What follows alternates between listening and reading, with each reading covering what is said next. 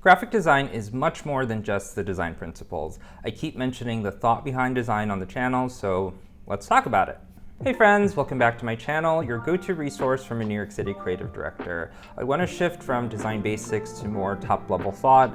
We do not need to go full-on semiotics, but just thinking in general. In design school and as you work with other designers or creative directors, you learn how to connect things together, whether it's visually or just in thought. I want to start off with a little bit of art history. Just stay with me, it'll make sense in the end. Here we have the School of Athens by Raphael, which is a fresco instead of the Vatican. I mentioned in another video that I have a background in art history, so I'm extremely familiar with this painting. Perspective back then was used to draw your eye to the central object. You can see this in the Last Supper with the perspective lines converging into the top of Jesus's head. In the School of Athens, the perspective lines draw you into two figures which actually split the painting in half. We have Plato on the left side and Aristotle on the right. You can see Plato pointing up to the heavens because his approach to philosophy was more ethereal. Aristotle has his palm down because he believes we should focus on what we can physically see on Earth. When I was in college, I connected this to the left and right sides of the brain, one being more scientific and logical, and then the other being more creative. Now that I've experienced a few more things, I can actually relate this to fashion. The opposite approaches in thought remind me of Schiaparelli and Miuccia Prada. Schiaparelli's approach focused on everything above the waist because it was closer to God, and everything below the waist was considered sacred. Prada's approach was everything below the waist because this is where we have sex. Her words, not mine. Where women give birth, it's also closer to Earth, so that's what grounds us. Now, do I think that these designers saw this painting and were inspired? Definitely not. However, my mind took me there, and who knows if the Met needs a concept to connect fashion design to the Renaissance. If that happens, then I have the beginnings of something. Do I think that you should look into art history for inspiration? Not necessarily, but maybe. Let's put all of this into the context of design. A while back, Samsung had a phone called the Samsung Edge, and they sent our team a request for proposal. They wanted an idea that promoted the phone and aligned with travel, which was perfect because we own Travel and Leisure. I met with marketing, strategy, and sales, and we aligned that we wanted to pitch a faux cover on Travel and Leisure. We did brainstorm on what that cover image could be. Everyone was in the direction of a beach or a hotel.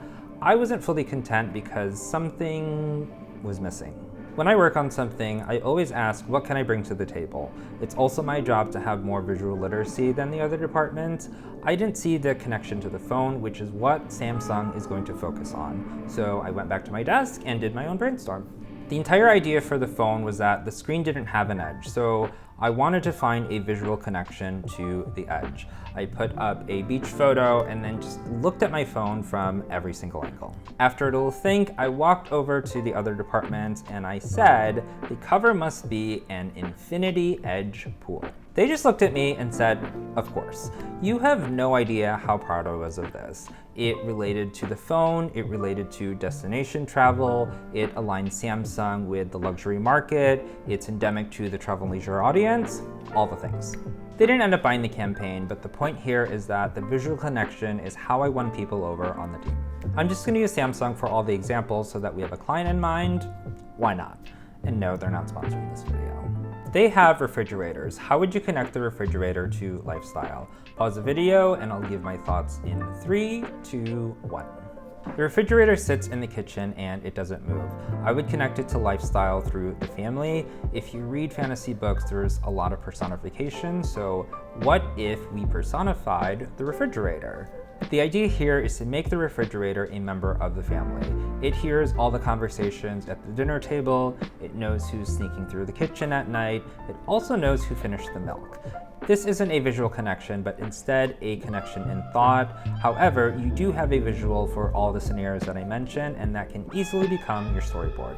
If you wanted to connect the refrigerator to an occupation, an idea is to connect it through the quality of Samsung refrigerators. You can pair it with the quality garments of a fashion designer or the quality ingredients of a chef, and even the meticulous nature of a personal organizer. Presumably, it's also going to be a smart fridge, so you can align that with technology. maybe even a sustainable future. All right, so Samsung also has laundry machines. Pause the video to think of connections you can make to the laundry machines. My thoughts in 3, 2, 1. If you consider the visual of the laundry spinning, you can connect this to auto through the spinning of the wheels or even the circular nature of the steering wheel. If you wanted to connect it to lifestyle, maybe it's kids on a merry-go-round or even a parent spinning their kid in the air. That might be a little bit of a stretch, but it's positive, it's happy, which is always great for a brand. To bring all of this into further context, these ideas and concepts should trickle down into your design elements. For the travel idea, maybe you're using a script typeface to reference postcards. For the fridge, it should probably have a clean look and feel, so no chunky elements, but maybe it has delicate and minimalistic typography. For the laundry spinning, maybe you're using circular elements, or maybe that's too many circles and you need a different shape for contrast. Hopefully that's enough examples. We get it now, right?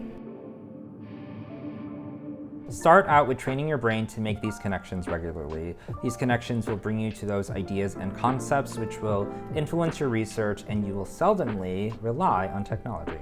Ideas are everywhere. You just have to take a step back and notice. Be more like Plato with the ethereal thinking when it comes to coming up with the ideas, and then switch to Plato's approach of being more scientific when it comes to designing the actual elements. Comment below your thoughts, check out some other content on the channel, and I'll see you next time.